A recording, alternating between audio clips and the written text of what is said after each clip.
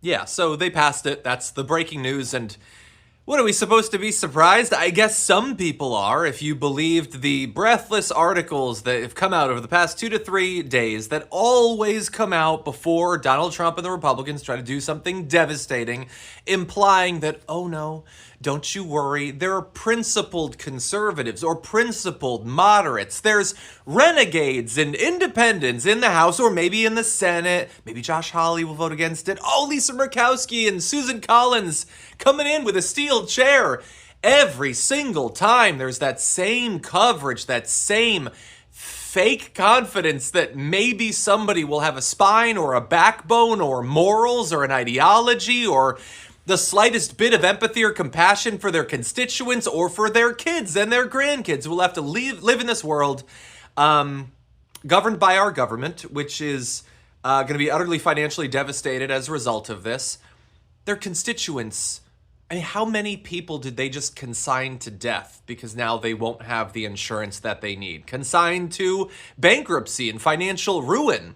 All so that people who have more money than they could ever hope to spend in multiple lifetimes can have a little bit more money. And that's what they did. And of course, they were always going to do that. Now, I was a little bit off on Tuesday on my prediction. I said Wednesday during the show, they're going to pass this bill. They're not going to negotiate and go back and forth on a whole bunch of changes that the Senate needs to pick up. No, they're just going to pass it. I was wrong.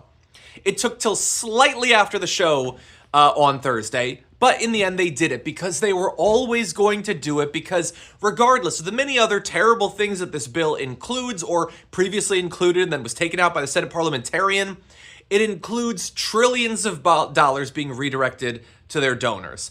And that is the only thing that they were sent to D.C. to do.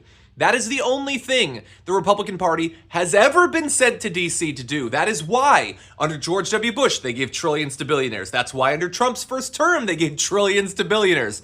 And they're doing it again, and God help us if they win the presidential election in 2028, whether it's Vance or Rubio or Tucker Carlson or Kristi Noem or whoever, they're going to do the exact same thing. That is the only thing the Republican Party exists to do.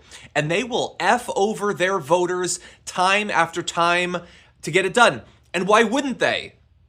Their voters never learn. Their voters keep sending them back. They do this every single time. And so many Republicans, actually more Republicans than Democrats, are going to suffer because of what's in this bill.